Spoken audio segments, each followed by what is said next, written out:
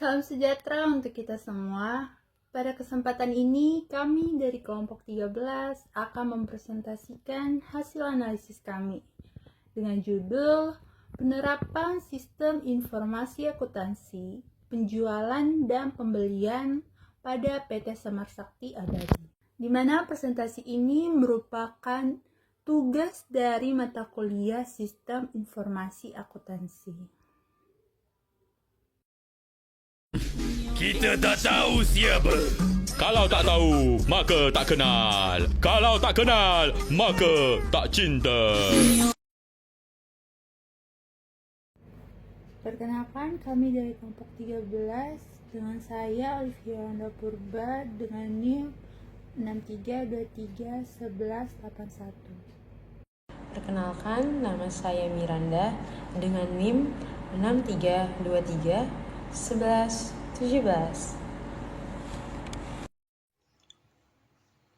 Baik, perkenalkan nama saya Daniel Molemnasi, NIM 63231203.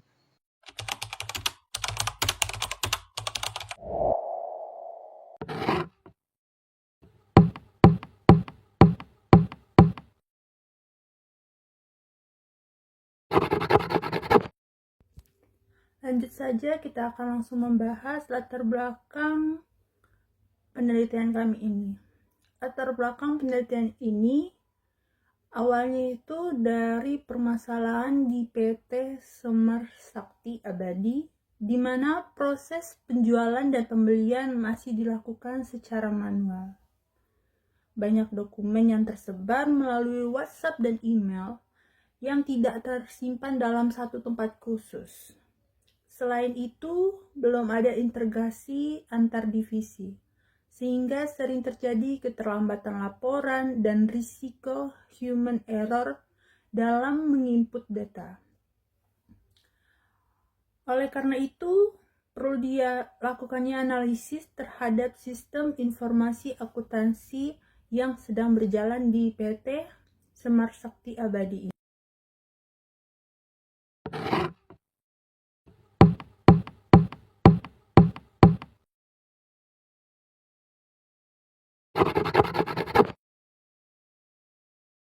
Adapun rumusan masalah kami yaitu yang pertama, bagaimana prosedur sistem informasi akuntansi yaitu SIA dalam penjualan yang berjalan pada PT Semar Sakti Abadi.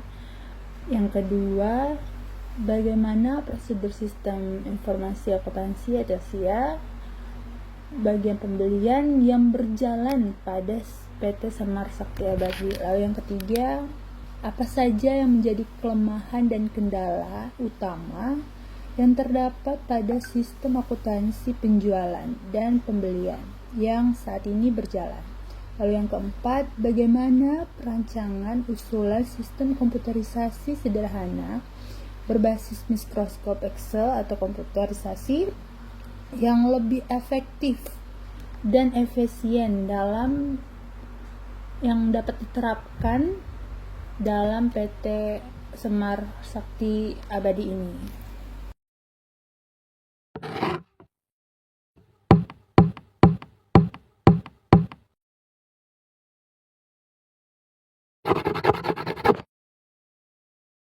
Selanjutnya ada tujuan penelitian. Tujuan penelitian kami itu dibagi menjadi 4. Yang pertama ada mengetahui alur penjualan dan pembelian yang saat ini diterapkan di perusahaan PT Semar Sakti Abadi. Lalu yang kedua, kami akan mengidentifikasi masalah-masalah dalam proses tersebut. Setelah itu yang ketiga, kami akan menganalisis dokumen-dokumen dan sistem yang digunakan. Lalu yang terakhir ada yang keempat, memberikan usulan perbaikan untuk membantu perusahaan meningkatkan efisiensi dan akurasi perusahaan di PT Semar Sakti Abadi.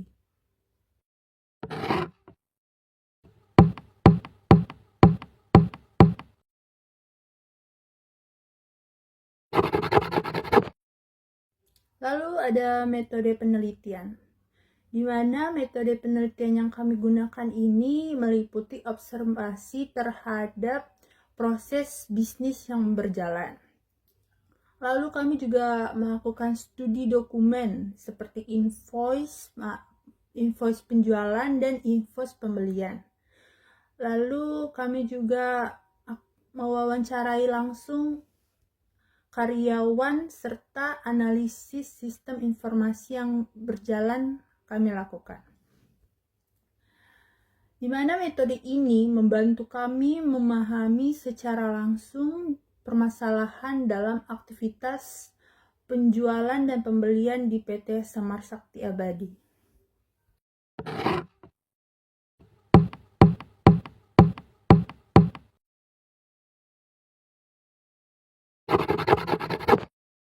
Masuk ke bab 3. Bab ini merupakan inti dari pembahasan kami.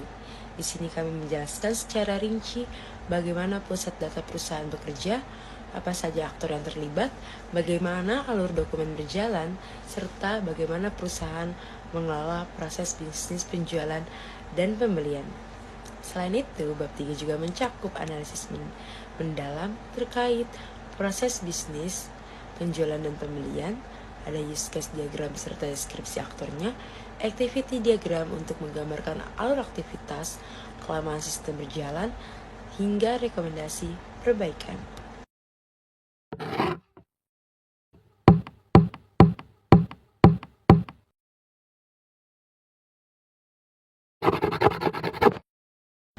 Ada struktur organisasi. Pada slide ini, kita bisa melihat struktur organisasi PT Samar Sakti Abadi. Struktur ini terdiri dari beberapa bagian penting yang saling terkait, khususnya terhadap proses penjualan dan pembelian. Aktor-aktor utama yang memegang peran penting antara lain direktur sebagai decision maker atau pembuat keputusan, ada GL and Finance Department sebagai pencatat keuangan, ada admin penjualan dan admin pembelian, supervisor proyek dan staf lapangan sebagai pelaksana kegiatan di lapangan, ada sales and marketing, serta instansi pemerintah sebagai pihak pemberi proyek. Memahami struktur ini sangat penting karena setiap bagian berperan dalam mengalirkan dokumen dan informasi.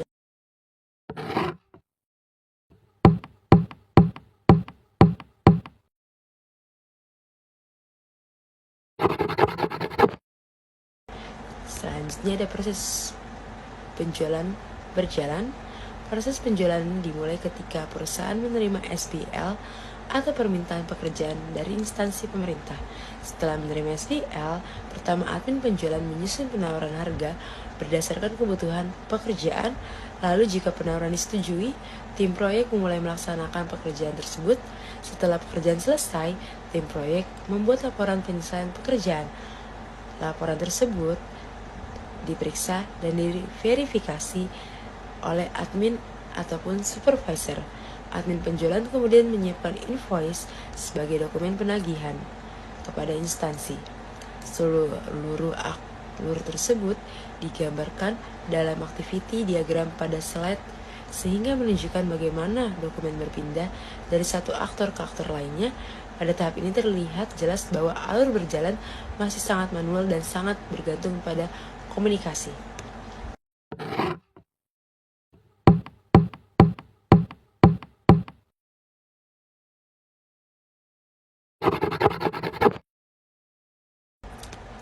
Selanjutnya ada proses pembelian berjalan.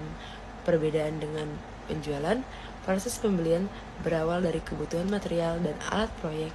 Alurnya sebagai berikut. Tim proyek membuat permintaan dan pembelian berdasarkan kebutuhan di lapangan. Admin pembelian melakukan pencarian vendor dan meminta penawaran harga terbaik. Admin melakukan perbandingan harga serta kualitas barang. Vendor dipilih dan admin membuat purchase order atau PO sebagai bukti pemesanan. Vendor mengirim barang ke proyek, lalu tim lapangan melakukan pencatatan. Setelah barang diterima, admin mencatat transaksi tersebut pada Excel atau Google Sheet. Proses ini sering kali mengalami hambatan karena dokumen permintaan dan komunikasi dengan vendor melalui chat pribadi sehingga sulit dilacak bila dibutuhkan kembali.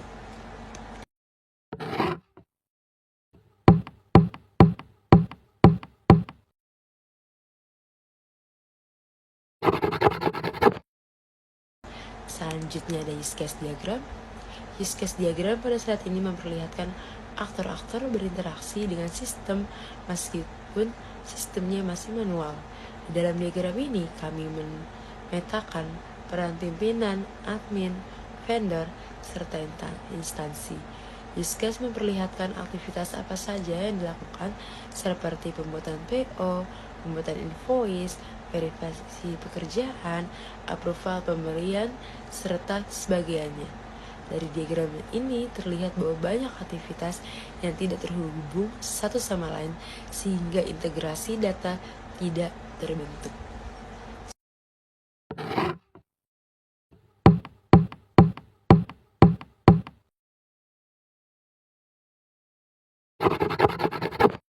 Selanjutnya ada dokumen masukan. Dokumen masukan sangat penting sebagai dasar dimulainya proses bisnis. Ada 2 dokumen masukan utama. Yang pertama ada SPL, surat permintaan layanan, diterima dari instansi pemerintah. Yang kedua ada permintaan pembelian berasal dari tim proyek di lapangan. Dokumen ini menjadi pemicu awal alur data dan aktivitas selanjutnya karena sifatnya penting. Dokumen ini seharusnya tersimpan dalam satu sistem yang aman dan mudah dicari kembali. Dokumen keluar. Untuk dokumen keluar, ada purchase order atau PO yang dikirim ke vendor sesuai bukti pemesanan. Kemudian ada invoice yang dikirim kepada instansi sebagai bukti penagihan pekerjaan. Contoh dokumen PO dan invoice juga kami tampilkan pada slide ini.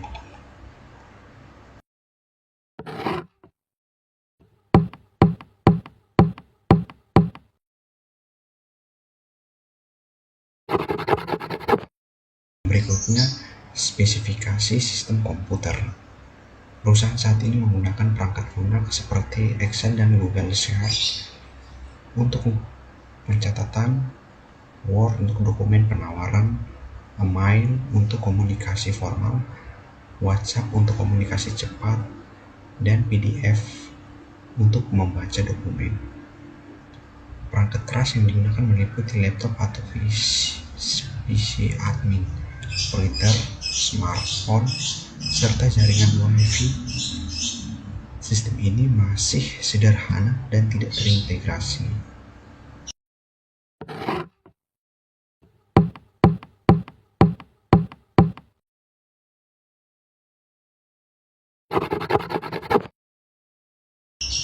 Yang berikutnya, permasalahan sistem berjalan.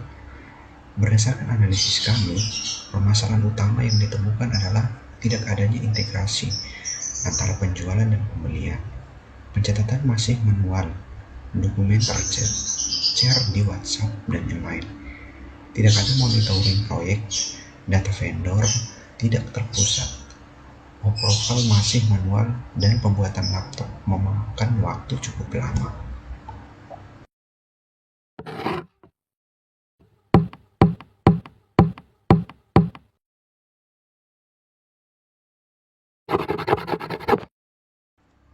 Usulan pemecahan masalah. Untuk mengatasi permasalahan tersebut, kami mengusulkan beberapa solusi. Yang pertama, membangun sistem informasi terintegrasi untuk penjualan dan pembelian. Kedua, digitalisasi dokumen dengan penyimpanan terpusat. Yang ketiga, dashboard monitoring proyek. Yang keempat, database vendor terpusat. Yang kelima, fitur approval digital. Dan terakhir, penerapan backup dan penyimpanan data terintegrasi.